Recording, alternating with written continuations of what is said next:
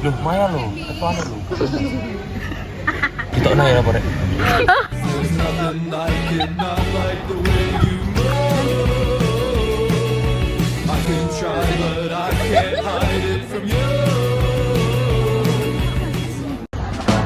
Halo Rek, kami dari kelompok 4. Kenalin, nama saya Gulam dari Fakultas Ekonomi dan Bisnis dengan NIM 143241185. Kenalin, aku Maya dengan NIM 433241119 dari Fakultas Vokasi. Perkenalkan, namaku Sofia dengan NIM 1222408 dari Fakultas Ilmu Budaya. Oke, perkenalkan, nama aku Tenia dengan NIM 182241041 dari Fakultas Sains Teknologi. Halo, aku Salma dengan NIM 177241105 dari Fakultas Ilmu Sosial dan Ilmu Politik. Halo, aku Riza dengan NIM 0724114 dari Fakultas Vokasi. Kenalin, aku Alufian, NIM 041911333244 dari Fakultas Ekonomi dan Bisnis. Halo guys, ini kita ada di kampus B Unair. Nah, jadi hari ini kita mau mencari beberapa orang nih untuk kita jadikan narasumber. Stay tune ya. Tetap. Let's go.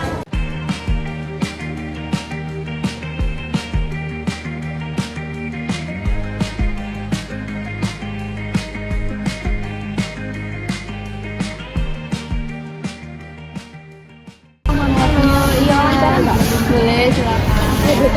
Jadi kakak namanya siapa? Dari fakultas mana? Aku Azza dari Fakultas Ilmu Sosial dan Ilmu Politik. Kak Ali. Ariyanti dari Namaku Aryani dari Prodi Ilmu Informasi Perpustakaan. Nama aku Rizky. Kakak mahasiswa di sini juga? Iya. Jadi kita mau ini wawancara tentang cyberbullying, Kak. Iya. Jadi kakak tahu nggak apa itu cyberbullying? Jadi cyberbullying itu kayak bullying tapi dari online gitu, kayak dari media sosial. Jenis bullying yang dilakukan di media sosial. Bullying, cyberbullying itu mengenai bullying kan. Bullying itu terkait perundungan. Kalau apabila kita gabungkan terkait cyber dan bullying, berarti tingkat perundungannya itu berbasis online. Jadi berbasis seperti media sosial seperti kemarin yang sempat terjadi di televisi dan lain-lain. Mengucilkan satu orang gitulah atau beberapa orang dari sebuah pihak gitu atau sebuah kelompok gitu. Bullying tapi dalam bentuknya itu lewat media sosial. Menurut aku ya, pendapatku cyberbullying itu adalah aksi pembulian yang dilakukan di sosial media. Fenomena cyberbullying masih marak. Mungkin kita nggak tahu ya, mungkin ada yang beberapa ada yang masih melakukan. Menurutku sih masih marak ya, kayak yang baru jadi 1 bulan lalu yang lagi heboh itu nggak bisa disebutkan sekarang, tapi itu tandanya kalau di UNER masih ada. Masih banyak sih. Sejauh ini sih belum tahu sih ya. Kalau dilihat dari pengalaman-pengalaman sebelumnya atau dari kasus-kasus yang sudah terjadi itu, menurutku sendiri masih sangat marak sih di lingkungan Universitas Erlangga ini sendiri. Dampak dari cyberbullying yang bisa dirasakan oleh korban itu kayak gimana sih? Mungkin mereka jadi kayak depresi, stres, karena kan bisa aja yang ngelakuin cyberbullying itu kayak akun-akun kayak akun kosong gitu kan, jadi kita nggak tahu itu siapa gitu, kayak anonim gitu ya. Iya. Pastinya korban bakal ngerasa trauma gitu guys, kayak dia diserang habis-habisan, terus itu pasti entah kerasa atau enggak, dia pasti juga bakal ngerasain sesuatu di mental dia gitu. Pasti korban ngerasa kayak dikucilkan dan tidak ditemenin, karena bullying itu lebih ke mental ya, jadi pasti dia bakal ngerasa kesepian banget karena teman-teman yang lain kontra. Pastinya yang pertama itu pasti akan kena mentalnya sih, apalagi untuk orang-orang yang mungkin sebelumnya belum pernah kena pembulian, terus tiba-tiba ketika dia masuk di dunia perkuliahan dia kena pembulian, ataupun mungkin pembuliannya yang mengarah ke bagian tubuhnya, itu akan terpengaruh banget sih mental health. Yang terakhir ya, cara untuk meminimalisir cyberbullying di lingkungan kampus itu seperti apa? Oke, cara meminimalisirnya yaitu dengan cara menormalisasi.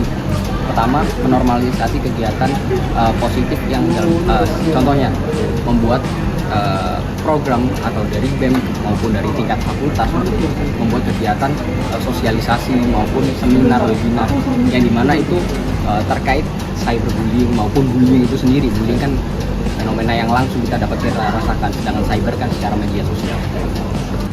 Mungkin bentuknya harus lebih ke sosialisasi ke seluruh anak UNER, dan lebih penting mungkin kesadaran diri sendiri sih. Diawali dari sistem kampusnya ya, ataupun dari para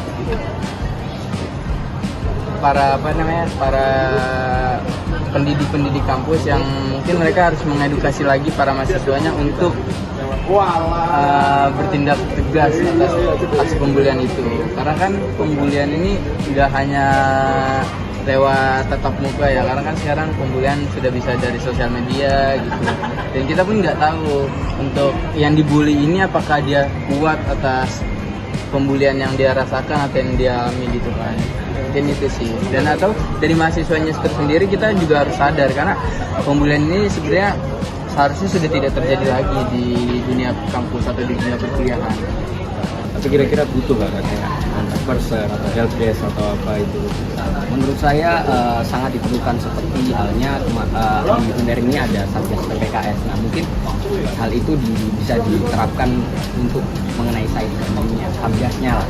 Seperti di UNER kan udah ada Satgas rokok ya, untuk mengantisipasi pelanggar-pelanggar aktivitas yang merokok di lingkungan kampus. Kemudian Satgas PPKS yang menjadi helpdesk apabila terjadi kekerasan seksual di lingkungan kampus. Menurut saya perlu. Tapi kakaknya sendiri pernah terkena cyberbullying?